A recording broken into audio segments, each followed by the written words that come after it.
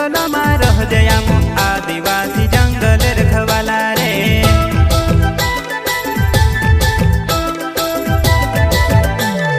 चल जंगल जमीन काजे पूजे रे आदिवासी दुनिया ने रखवाला रे।